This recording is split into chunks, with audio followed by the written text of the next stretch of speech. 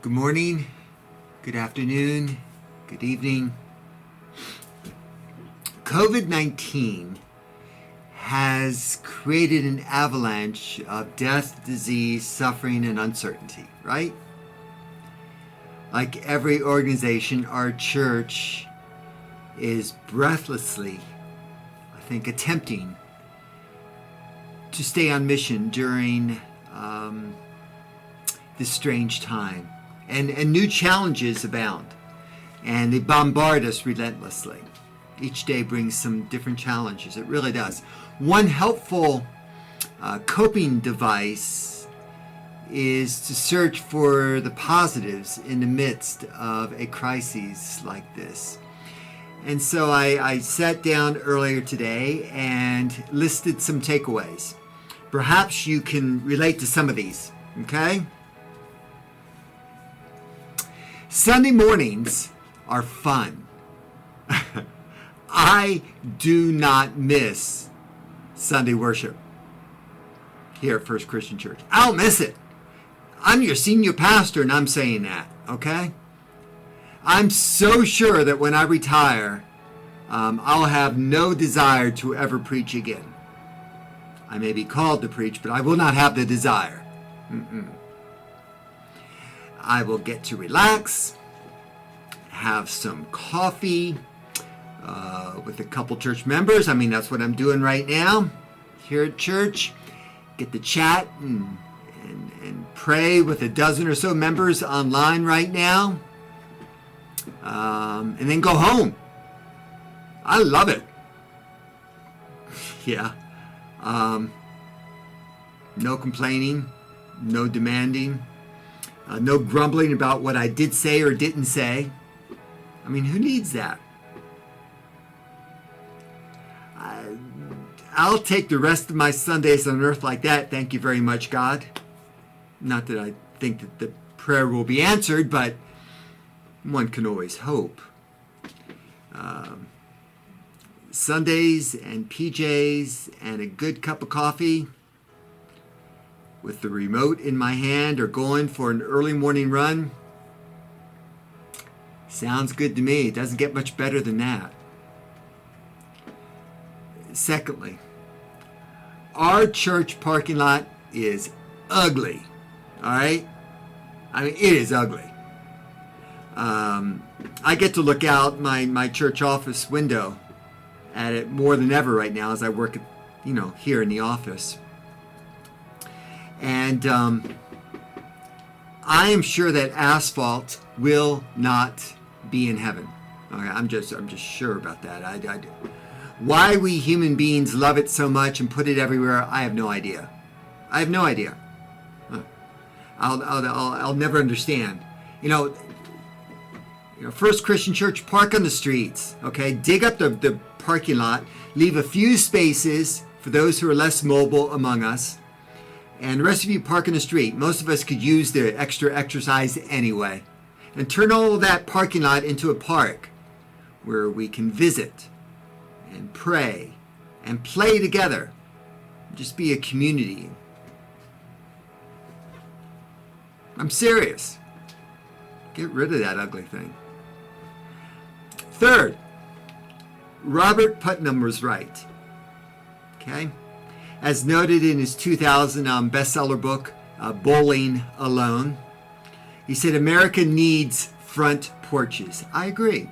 We have our backyard decks, a lot of people do anyway. And in these past several weeks, though, I have noticed a lot of people visiting from their front porch to someone, on the sidewalk.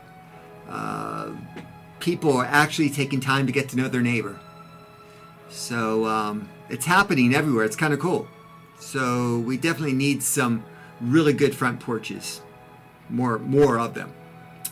Fourth, pre-pandemic church meetings went way too long.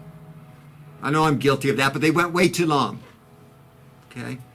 Since sheltering at home, we've had a lot of virtual cabinet meetings, committee meetings, whatever, that are much more productive. And they don't last as long. There is something about Zoom or its equivalent online that keeps us from chasing so many rabbits. When the meeting is over, it's over. Bam! You push the button that says leave meeting and you're suddenly home. How great is that?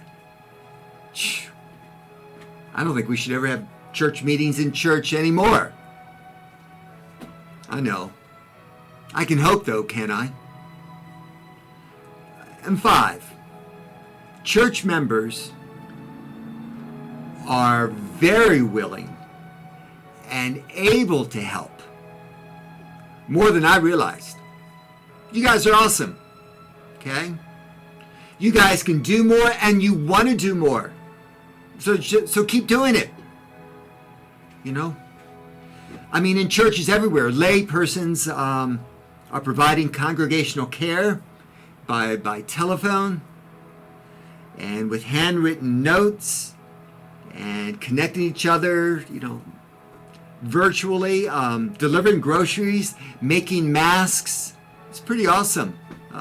Picking up prescriptions, it just goes on and on, what you guys are doing. When believers are empowered and turned loose, the world notices. 6, the elderly and the homebound have been trying to tell us this, that being stuck indoors for a long time is no fun. Will we come out of this enforced stay-at-home season with more compassion for those without social mobility? Will we finally pay attention to them? 7, community partnerships deepen a church's impact. Okay? Various agencies and churches have collaborated beautifully with the local government. Why wait for another pandemic? Keep looking for ways to support each other and work together. 8, global pandemic tends to create a readiness to hear the gospel.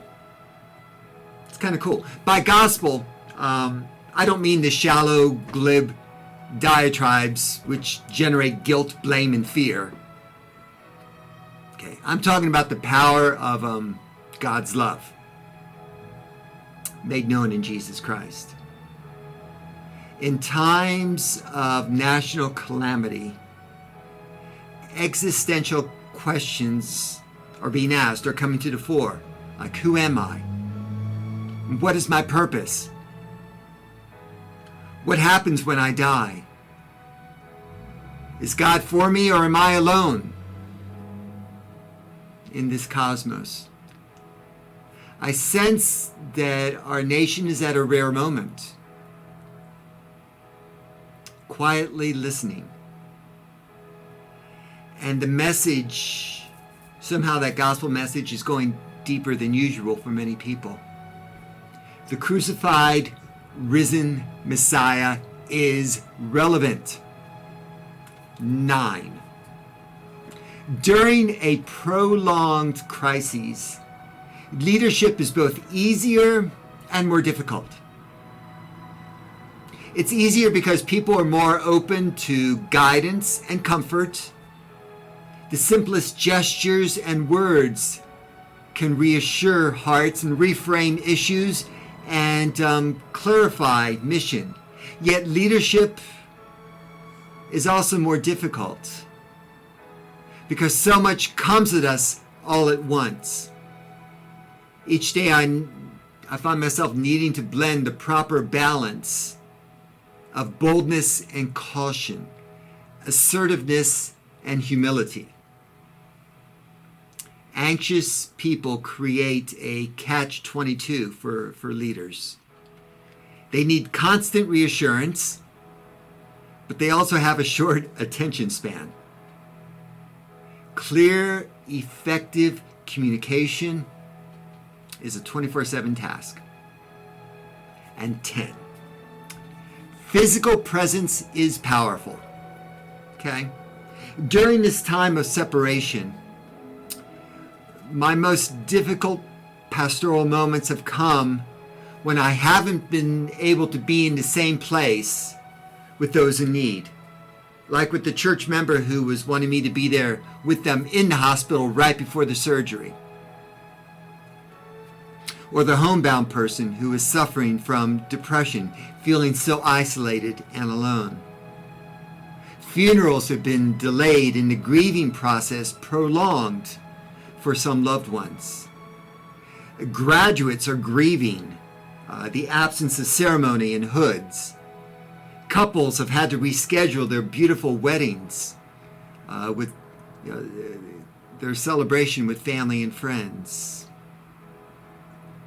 We have found we need ritual more than we realized. Life was intended to be lived as an embodied presence with each other. As the Apostle Paul wrote many times, and I'm paraphrasing him, letters are great, but I'd rather see you guys face to face. And finally, as I end this, there is a bonus takeaway for you guys in all of this. Yeah, online worship provides a dream come true for you church members, because you get to mute your pastor. Yeah. I love you guys. You take care. We'll get together at the right time, in the right way, in the right spirit. Until then, be good to yourselves and to each other. God bless.